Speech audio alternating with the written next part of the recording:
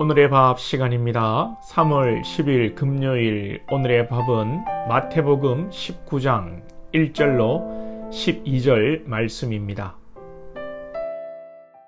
예수께서 이 말씀을 마치시고 갈릴리를 떠나 요단강 건너 유대 지경에 이르시니 큰 무리가 따르거늘 예수께서 거기서 그들의 병을 고치시더라. 바리새인들이 예수께 나와 그를 시험하여 이르되 사람이 어떤 이유가 있으면 그 아내를 버리는 것이 옳으니까? 예수께서 대답하여 이르시되 사람을 지으시니가 본래 그들을 남자와 여자로 지으시고 말씀하시기를 그러므로 사람이 그 부모를 떠나서 아내에게 합하여 그 둘이 한 몸이 될지니라 하신 것을 읽지 못하였느냐.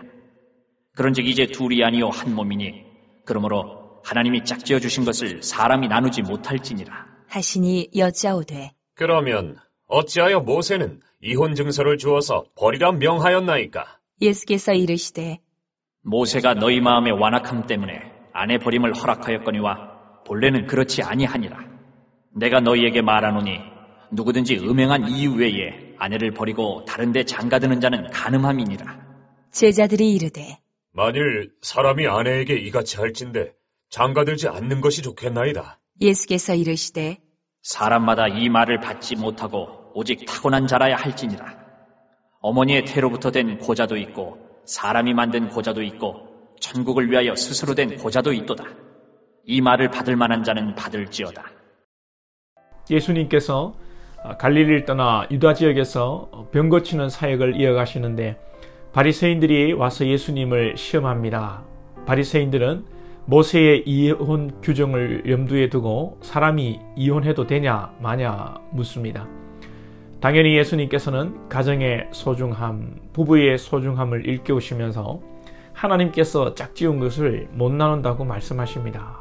바리새인들은 이때 아싸 걸렸다 했겠지요. 실제 신명기 24장에 보면 이혼을 허용하고 있고 이혼 증서가 있으면 재혼도 가능하게 되어 있습니다. 그러면 이혼이 안 된다고 말씀하시는 예수님의 말씀이 틀린 말씀일까요? 아닙니다. 신명기에 이혼법을 만들어 놓은 의미가 중요합니다. 신명기에서 이혼법을 규정한 것은 이혼을 허용하는 목적이 아니라 약자를 보호하기 위한 현실적인 실체법입니다. 인류의 역사 속에 남자들이 참 나쁜 짓을 많이 했습니다.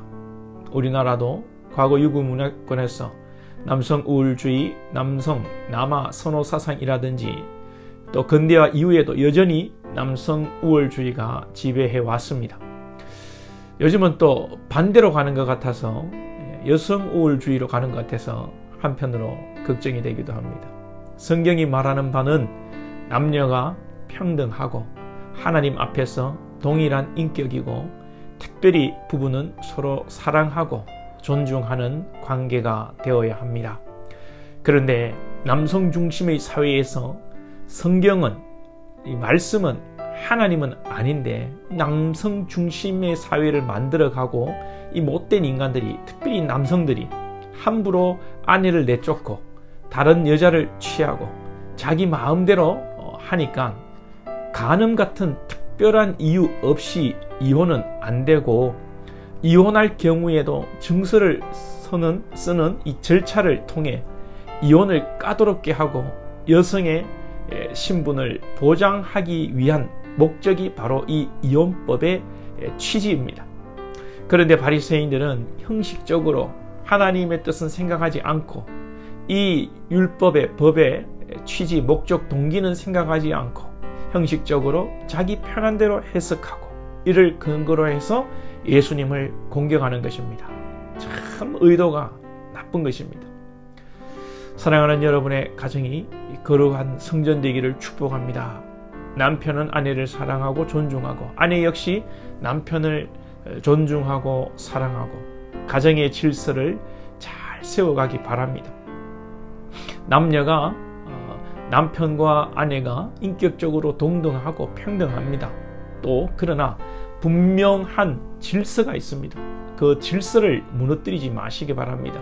유교적이라 해도 좋고 가부장적이라고 공격해도 어쩔 수 없습니다.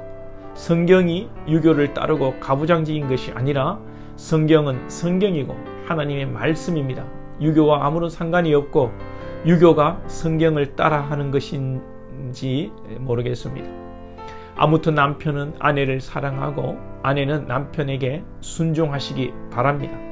무엇이 가정을 건강하고 행복하게 하는 것인지를 묵상하시고 가정보다 부부보다 또 자식보다 자기 사랑이 더 중요하다는 이런 악한 시대의 풍조를 물리치시기 바랍니다.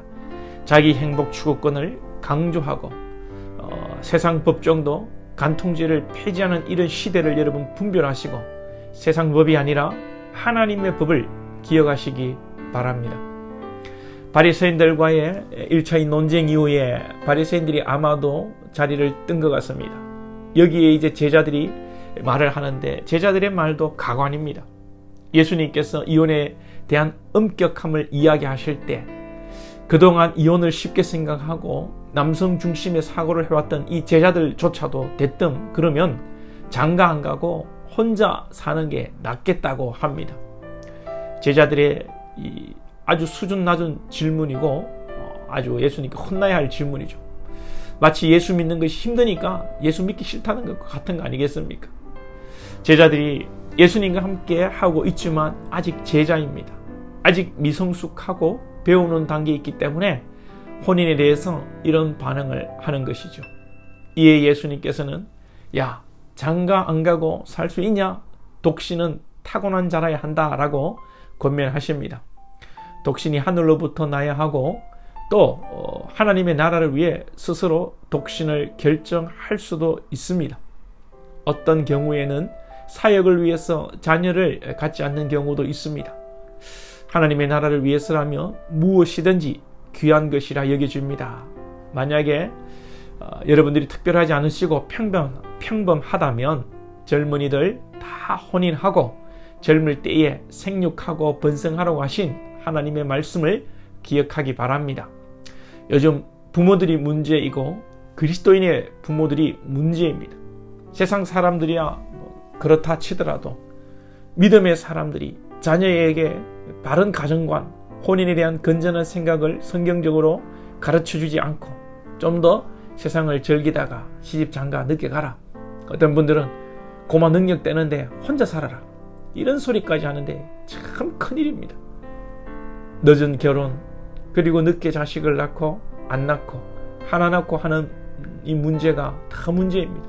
성경적으로도 문제고 사회적으로도 문제고 교육적으로도 문제고 국가적으로도 문제고 이 저출산 정말 신앙을 떠나서 일반 은총 속에서도 문제입니다. 더 말할 것도 없고 교육적으로만 말씀을 드려도 외동으로 키우면 단점이 많습니다. 혹 외동인 분들 상처받지 마시고 다 그런 것은 아닙니다. 또 더 낳으려고 해도 못 낳는 분들 상처받지 마시고 그게 어떻게 하겠습니까? 하나님의 순리대로 하나님의 섭리대로 가야 되겠지요. 미국의 부시 대통령 부자간의 대통령이었죠. 아들 대통령이 자랄 때 어머니가 부시에게 독방을 안 줬다고 합니다. 자기 방을 안 줬다는 것이죠. 집이 부유하고 부자이고 방이 많지만 형제들이 함께 생활하도록 했다고 합니다. 무슨 의미인지 아시겠지요?